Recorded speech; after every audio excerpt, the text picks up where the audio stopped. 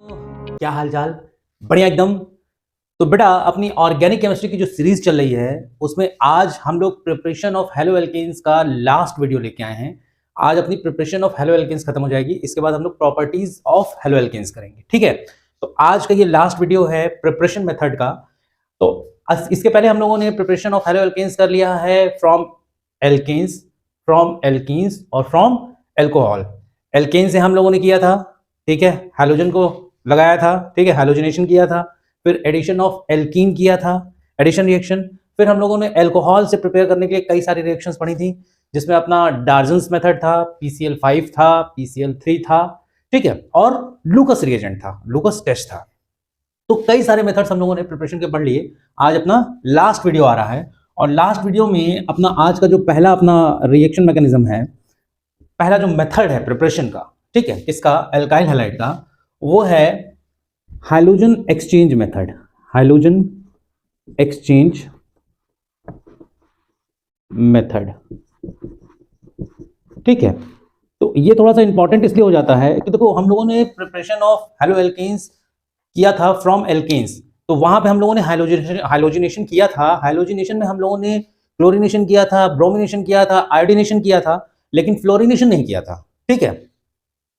Fluorine को कभी भी हम लोगों ने ऐड करने की कोई भी रिएक्शन नहीं सीखी थी। तो आज हम लोग सीखेंगे फ्लोरिनेशन की एक्सप्लोसिव मेथड, ठीक है। क्यों नहीं करते थे? क्योंकि वो रिएक्शन जो होती थी बड़ी एक्सप्लोसिव होती थी, एक्सप्लोड कर जाता था, ठीक है। तो सिर्फ एक ही रिएक्शन बनती है जिसको हम लोग कहते हैं Swarts reaction. Swarts reaction name reaction है, ये एक्सक्लूसिवली फॉर फ्लोरिनेशन के लिए यूज करते हैं, ठीक है। तो आज हम लोग स्वार्ट्ज रिएक्शन पढ़ेंगे और आयोडीनेशन के लिए भी हम लोगों ने जो रिएक्शन पढ़ी थी हाइलोजिनेशन ऑफ एल्केन्स में, उसमें जो हम लोगों ने एल्काइल आयोडाइड बनाया था, याद करो उसमें एक HI बन रहा था जो कि स्ट्रॉन्ग रिड्यूसिंग एजेंट था। वो उस रिएक्शन को बैकवर्ड शिफ्ट कर दे रहा था, जिसकी वजह से हम लोगों को एक ऑक्सीडाइजिंग एजेंट लगाना पड़ रहा था, ठीक है। तो आयोडीनेशन की भी हम लोग आज रिएक्शन पढ़ेंगे जिसको हम लोग कहते हैं फिंकल्सन-स्टीन रिएक्शन। स्वार्ट्ज रिएक्शन भी करेंगे फ्लोरिनेशन के लिए, और मोस्ट प्रोबेबली आज हम लोग ये खत्म कर देंगे प्रिपरेशन मेथड, ठीक। तो हाइलोजिनेशन एक्सचेंज मेथड में अपना जो पहला आता है वो आता है बेटा फिंकल्सन-स्टीन रिएक्शन, ठीक है, फिंकल्स्टीन रिएक्शन। ये यूज करते हैं हम लोग एक्सक्लूसिवली फॉर आयोडीनेशन। आयोडीनेशन मतलब यहां से सिर्फ और सिर्फ हमको एल्काइल हैलाइड ही मिलेगा। एल्काइल आयोडाइड, हैलाइड की जगह पे हम सिर्फ आयोडीन ही यूज करेंगे ना, तो एल्काइल आयोडाइड ही मिलेगा, ठीक। देखो फिंकल्सन-स्टीन रिएक्शन होती क्या है, हमने कोई एक एल्काइल हैलाइड लिया। देखो हाइलोजन एक्सचेंज मेथड है ना, तो हाइलोजन क्या होंगे, आपस में एक्सचेंज होंगे। हमने कोई एक एल्काइल हैलाइड लिया और इसको रिएक्ट करा दिया NaI के साथ, ठीक है। अब ये ध्यान रखना कि यहाँ पे जो भी एल्काइल में जो हाइलोजन है, एल्काइल हैलाइड में जो हाइलोजन है, वो यहाँ पे ये जो X है वो या तो क्लोरीन हो सकता है या तो ब्रोमीन हो सकता है, क्योंकि आयोडीनेशन तो हमको कराना ही कराना है। तो आयोडीन तो नहीं हो सकता और फ्लोरीन नहीं हो सकता, क्यों? क्योंकि बहुत ज्यादा एक्सप्लोसिव रिएक्शन देता है, ठीक है। तो यहाँ पे ये जो हाइलोजन है वो सिर्फ क्लोरीन और ब्रोमीन हो सकता है, ठीक है। अब देखो हमने एल्काइल हैलाइड को जब रिएक्ट कराया सोडियम आयोडाइड के साथ in presence of acetone. Acetone क्या होता है? एसीटोन होता है कोवैलेंट एप्रोटिक सॉल्वेंट। अब ये सब क्या है अभी बताते हैं, ठीक है। एल्काइल हैलाइड को हमने सोडियम आयोडाइड के साथ रिएक्ट कराया इन प्रेजेंस ऑफ एसीटोन, तो क्या होगा, हाइलोजन एक्सचेंज हो जाएंगे। देखो हाइलोजन एक्सचेंज मेथड ही पढ़ना है ना हम लोग, तो ये दोनों हाइलोजन यहां से आयोडीन और यहां से X, ये दोनों आपस में एक्सचेंज हो जाएंगे और बनेगा क्या, Ri प्लस NaX। ये PPT बनता है बेटा, व्हाइट PPT बनेगा ये, ठीक है। और ये बन गया आपका एल्काइल आयोडाइड, ठीक, एल्काइल आयोडाइड। तो इस रिएक्शन को हम कहते हैं फिंकल्स्टीन रिएक्शन। इसकी कोई रिएक्शन मैकेनिज्म आपके सिलेबस में नहीं है, सिंपली ये रिएक्शन आपको रटी होनी चाहिए, ठीक। आती है बात समझ में? अब देखो इसका एक एग्जांपल अगर लिया जाए, एल्काइल हैलाइड है ना, मान लो सपोज कर लो हमने ले लिया CH3Cl plus NaI in presence of acetone. Acetone की प्रेजेंस क्यों जरूरी है ये अभी हम बताएंगे, ठीक है। तो एसीटोन की प्रेजेंस में अगर इसकी रिएक्शन होगी तो क्या होगा, ये दोनों हाइड्रोजन, यहां से क्लोरीन यहां से आयोडीन, ये दोनों क्या होंगे, आपस में एक्सचेंज हो जाएंगे और बनेगा क्या, CH3I प्लस NaCl, पीपीटी बन जाएगा ये, और ये नीचे बैठ जाएगा। क्या बन गया ये, मेथाइल आयोडाइड, ठीक, मेथाइल आयोडाइड बन गया। तो देखो हुआ क्या इसमें, इस रिएक्शन में कुछ भी नहीं हुआ, सिंपली जो हाइड्रोजन थे वो आपस में एक्सचेंज हो गए, इसीलिए हाइड्रोजन एक्सचेंज मेथड नाम दिया गया है इस रिएक्शन। कोई मैकेनिज्म नहीं पढ़नी है, सिंपली बस याद रखना है कि हाइड्रोजन को हमें एक्सचेंज करना है। अब देखो जो एसीटोन होता है ये कोवैलेंट होता है, कोवैलेंट अप्रोटिक सॉल्वेंट, ठीक। तो कोवैलेंट अप्रोटिक सॉल्वेंट में जब भी कोई भी जो आपका सॉल्ट होगा सॉरी, जो भी आपका सॉल्ट होगा वो कोवैलेंट नेचर का होना चाहिए, ठीक है।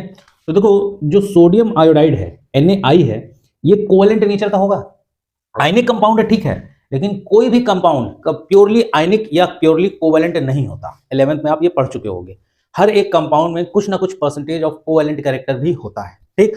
फजान्स रूल क्लास 11th केमिस्ट्री क्या कहता है कि किसी भी आयनिक कंपाउंड में उसका जो कोवैलेंट कैरेक्टर होता है वो डिपेंड करता है कि उसका कटायन कितना छोटा है और उसका अनायन कितना बड़ा है। तो यहाँ पे देखो कटायन बनेगा और आयोडीन अनायन बनेगा। अब देखो कोई बच्चा ये भी तो सोच सकता था कि यार ऐसा नहीं हो सकता कि CH3Cl को अगर हम रिएक्ट करा दें NaBr के साथ इन प्रेजेंस ऑफ एसीटोन, क्या ये दिख रहा है कैमरे में, एसीटोन क्या ये कैमरे में दिख रहा है, एक मिनट, ठीक है दिख रहा है ये, ठीक है।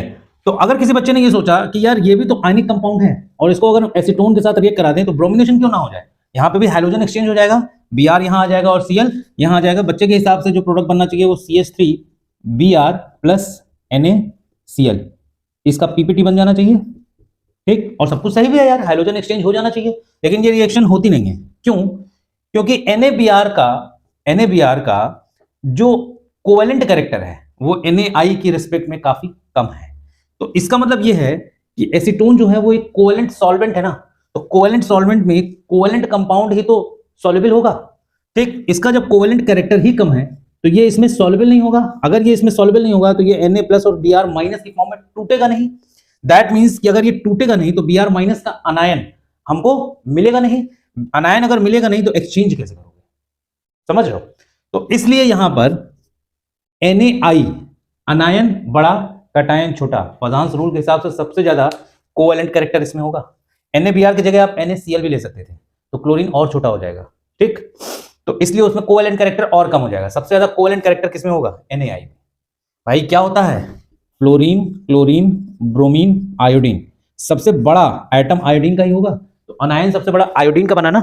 देखो सोडियम तो दोनों में, कटायन तो दोनों में सेम है, ठीक है, चाहे NaI हो चाहे NaBr हो चाहे NaCl हो, ठीक, सोडियम तो सब में सेम है। आयोडीन ब्रोमीन और फ्लोरीन की बात हो रही है तो सबसे बड़ा आइटम अनायन का आयोडीन का ही होगा, इसलिए सबसे ज्यादा कोवैलेंट कैरेक्टर इसी में होगा अकॉर्डिंग टू फजान्स रूल, ठीक है। तो इसलिए ये एसीटोन में आराम से सॉल्युबल हो जाता है और सॉल्युबल होने के बाद ये Na प्लस और I माइनस में टूट जाता है, अनायन हमारे पास अवेलेबल है, आराम से एक्सचेंज हो जाता है और मिथाइल आयोडाइड प्लस NaCl मिल जाता है। तो ये है आपका पहला रिएक्शन, ठीक। ये एल्काइल आयोडाइड बनाने का एक्सक्लूसिव मेथड है बेटा, ध्यान रखना। एल्केन से भी हम लोगों ने हाइलोजिनेशन करके बनाया था लेकिन बहुत ज्यादा स्टेबल नहीं था, वो बैकवर्ड जा रहा था क्योंकि उसमें स्ट्रॉन्ग रिड्यूसिंग एजेंट बन रहा था HI, ठीक है। यहाँ कोई भी रिड्यूसिंग एजेंट नहीं है, तो ये बेस्ट मेथड होता है एल्काइल आयोडाइड बनाने का, बेस्ट मेथड है ये, बेस्ट मेथड। चलो तो अपना जो नेक्स्ट मेथड है हाइड्रोजन एक्सचेंज मेथड में ही जो अगला अपना है वो है स्वार्ट्ज रिएक्शन। अब वो इंपॉर्टेंट क्यों हो जाता है, क्योंकि बेटा फ्लोरिनेशन कराने का वो एक्सक्लूसिव मेथड है, ध्यान रखना, ठीक है। तो अगर कभी भी आपको फ्लोरिनेशन कराना हो, मतलब फ्लोरीन ऐड करना हो, तो उसके लिए आपको स्वार्ट्ज रिएक्शन पता होनी चाहिए, ठीक है। देखो अगला जो अपना मेथड है वो है स्वार्ट्ज रिएक्शन। ठीक, ये क्यों यूज करते हैं? एक्सक्लूसिव मेथड है, exclusive method for fluorination, fluorination. ठीक, फ्लोरिनेशन कराने का एक्सक्लूसिव मेथड है। श्वार्ट्ज रिएक्शन कहता क्या है? अगर कोई एक एल्काइल हैलाइड है हमारे पास RX, अच्छा यहाँ पे X क्या होगा? या तो वो क्लोरीन हो सकता है या तो वो ब्रोमीन हो सकता है, बस इनके अलावा और कुछ नहीं हो सकता। ठीक, तो एल्काइल हैलाइड अगर हमारे पास कोई है और इसको हमने रिएक्ट करा दिया AgF या AgF के साथ या Hg2F2 के साथ या SbF3 के साथ, इन तीनों में से किसी के साथ भी अगर हमने रिएक्ट करा दिया तो प्रोडक्ट क्या बनेगा? X हट जाएगा, फ्लोरीन आ जाएगा, बनेगा क्या? RF। ठीक, इसकी कोई रिएक्शन मैकेनिज्म आपके सिलेबस में नहीं है, रिएक्शन मैकेनिज्म आपको पढ़ने की जरूरत नहीं है। सिंपली आपको बस ये याद रखना है कि एल्काइल हैलाइड में जैसे ही आपने AgF रिएक्ट कराया आपको एल्काइल फ्लोराइड मिल जाएगा। ठीक है, क्या मिल जाएगा आपको? Alkyl fluoride, fluoride. ठीक, आ गई बात समझ में? एग्जांपल के लिए समझ लो, मान लो यहां पे हमने CH3Cl को रिएक्ट करा दिया AgF के साथ। ठीक, रिएक्शन हुई, रिएक्शन होने के बाद बना क्या? हाइड्रोजन एक्सचेंज हुआ, फ्लोरीन यहां आया, क्लोरीन यहां गया, बना क्या? CH3F प्लस AgCl, पीपीटी बन गया ये, और ये हमारा बन गया मेथाइल फ्लोराइड। ठीक, मेथाइल फ्लोराइड, तो फ्लोरिनेशन हो गया। ठीक है, आगे बात समझ में? तो अगर एग्जाम में कभी फ्लोरिनेशन कराने के लिए आ जाए तो सबसे पहले आप क्लोरिनेशन करा लेना। क्लोरिनेशन कराने के लिए आपके पास बहुत सारे मेथड है। एल्कोहल से भी आप क्लोरिनेशन करा सकते थे, लूकस रिएजेंट, PCl5, PCl3, ठीक, वहां से भी आप क्लोरिनेशन करा सकते थे। क्लोरिनेशन कराने के बाद आप AgF को रिएक्ट करा दोगे तो आपका फ्लोरिनेशन हो जाएगा। ठीक है, तो ये दूसरा मेथड था आपका श्वार्ट्ज रिएक्शन फ्लोरिनेशन के लिए। पहला मेथड था आपका फिनकेल्स्टन्स रिएक्शंस, जिसको सिर्फ और सिर्फ आयोडीनेशन के लिए यूज करते हैं। ठीक, चलो, तो यहां पे अपना हाइड्रोजन एक्सचेंज मेथड खत्म होता है। अब तीसरी और लास्ट रिएक्शन पढ़ लेते हैं, इसके बाद हम लोगों का जो रिएक्शन मैकेनिज्म है वो खत्म हो जाएगा प्रिपरेशन के लिए, इसके एल्काइल हैलाइड की प्रिपरेशन के लिए। तो एल्काइल हैलाइड का प्रिपरेशन अपना ऑलमोस्ट कंप्लीट हो चुका है, अब सिर्फ और सिर्फ प्रॉपर्टीज बाकी हैं। कौन सी? Chemical properties. तीसरा मेथड आज का हुन्स-डिकर रिएक्शन। ठीक, ये अपना लास्ट रिएक्शन है। अच्छा, ये जो रिएक्शन है ये exclusive for bromination, exclusively for bromination के लिए। ठीक है, आगे बात समझ में? मतलब इसमें सिर्फ और सिर्फ आप ब्रोमीन ही जोड़ सकते हैं। ठीक है, क्या है ये रिएक्शन, कैसे होती है, समझो। यहां पे हुन्स-डिकर रिएक्शन में आप silver salt of carboxylic acid use करते हैं। कार्बोक्सिलिक एसिड को हम फैटी एसिड भी कहते हैं, फैटी एसिड भी कहते हैं। ठीक, अब silver salt of carboxylic acid को जब आप रिएक्ट कराओगे in presence of CCl4, CCl4 carbon tetra chloride के साथ जब आप रिएक्ट कराओगे तो आपको ब्रोमिनेशन मिल जाएगा। ठीक, क्या होता है, कैसे होता है, समझो। पहले तो silver salt of carboxylic acid समझो। कार्बोक्सिलिक एसिड ले लो कोई भी, RCOOH। ठीक है, आगे बात समझ में? ये हमारा कार्बोक्सिलिक एसिड है, इसको हमने रिएक्ट करा दिया, ये एसिड है, किसी बेस के साथ रिएक्ट करा दो। सिल्वर सॉल्ट चाहिए तो AgOH के साथ रिएक्ट करा दो। यहां से ये H निकला और यहां से ये OH माइनस निकला, OH माइनस और ये H मिलके H2O की तरीके से ये बाहर निकल गए और ये Ag प्लस आके यहाँ पे चिपक गया, बना क्या? RC double bond O minus Ag plus. क्यों? क्योंकि यहां से जब H प्लस निकलेगा तो ये पीछे O माइनस छोड़ के जाएगा, क्योंकि सॉल्ट बन रहा है ना यार, तो सॉल्ट में कैटायन और एनायन दोनों होते हैं। ठीक है, तो ये क्या बन गया? ये बन गया आपका silver salt of carboxylic acid. Carboxylic acid का ये सिल्वर सॉल्ट बन गया, silver salt of carboxylic acid बन गया। अब ये जो हमारा silver salt of carboxylic acid बना, इसको आप रिएक्ट करा दो ब्रोमीन के साथ Br2 in presence of CCl4। ठीक है, होगा क्या, एक CO2 बाहर निकलेगा और एक Br आके यहां पे जुड़ जाएगा, बना क्या, R Br प्लस CO2 देखो CO2 निकल गया, एक Br यहां के जुड़ गया, यहां Ag प्लस खाली है, यहां Br माइनस खाली है, तो Ag Br।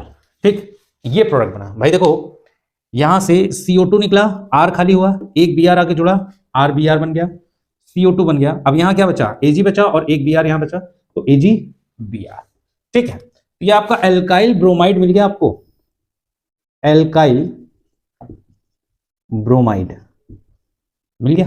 ठीक, अच्छा एक चीज और ध्यान रखना कि इस मेथड को हम लोग डिसेंट ऑफ चेन के लिए भी यूज करते हैं। डिसेंट ऑफ चेन बोले तो कार्बन को घटाना।